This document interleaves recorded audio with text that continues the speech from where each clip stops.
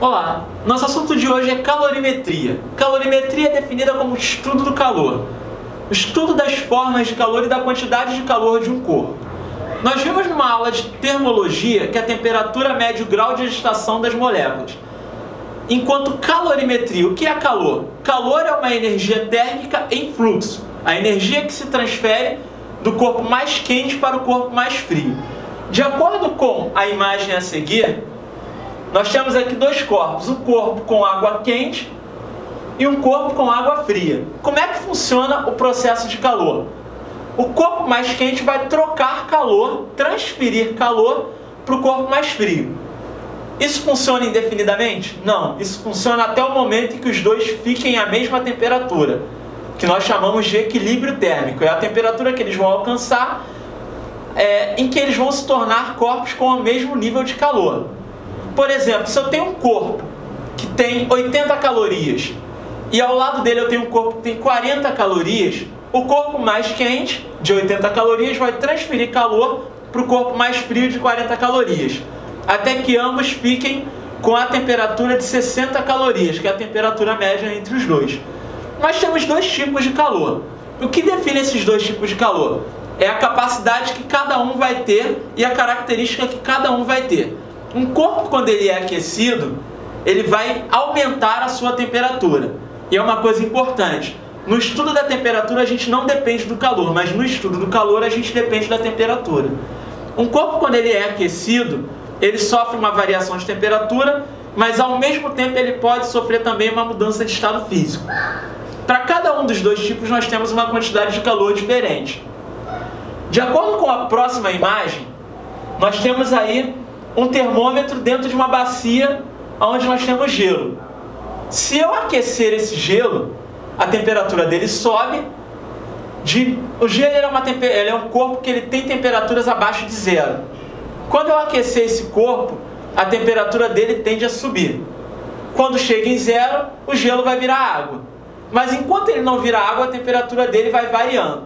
Toda vez que o corpo sofre uma variação de temperatura, nós podemos dizer que o corpo recebeu uma quantidade de calor sensível. Quantidade de calor sensível é a quantidade de calor que está relacionada a corpos que sofrem variação de temperatura. De acordo com a imagem, o gelo ele sofreu um aquecimento. Consequentemente, ele sofreu uma variação de temperatura.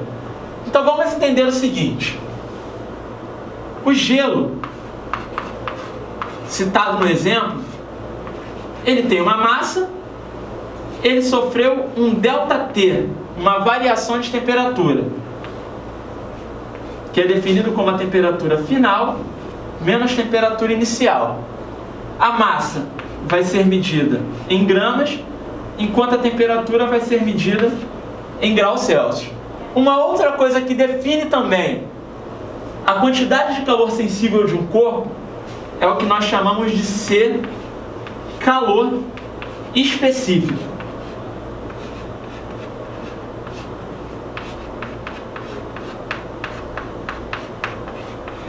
Calor específico é a natureza calórica de todo tipo de corpo. Todo corpo tem uma temperatura ambiente. Nós temos uma temperatura ambiente, um cubo de gelo tem uma temperatura ambiente, qualquer corpo tem. Um corpo, quanto maior for o seu calor específico, mais quantidade de calor ele pode receber. Quanto menor for o seu calor específico, menos quantidade de calor ele pode receber. Então, quanto maior a massa, mais calor ele pode receber. Quanto mais calor ele recebe, mais a temperatura dele varia. E quanto maior o calor específico, mais quantidade de calor ele pode receber. Então todas essas grandezas são diretamente proporcionais. Então nós temos que a quantidade de calor sensível de um corpo é o produto da massa pelo calor específico pela variação de temperatura. Agora, de acordo com essa segunda imagem, vamos falar um pouco a respeito do calor latente de um corpo. Quando que um corpo recebe uma quantidade de calor latente? Quando esse corpo sofre uma mudança de estado físico. Nós temos aqui na imagem 3 estados físicos da matéria: sólido, líquido e gasoso. E nós temos a transformação de cada estado. O processo de fusão do sólido para o líquido, de ebulição do líquido para o gasoso, de condensação, que é o retrocesso do gasoso para o líquido, e de solidificação, que é o retrocesso do líquido para o sólido. E nós temos a passagem direta do sólido para o líquido e do líquido para o sólido, que é a sublimação. O calor latente de um corpo, ele é caracterizado pela mudança de estado físico. Um corpo, quando ele sofre uma mudança de estado físico, ele recebe o que nós chamamos de calor latente.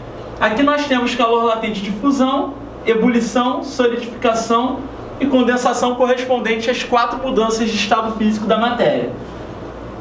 Esses 4 calores latentes aqui são 4 valores constantes que serão dados na questão.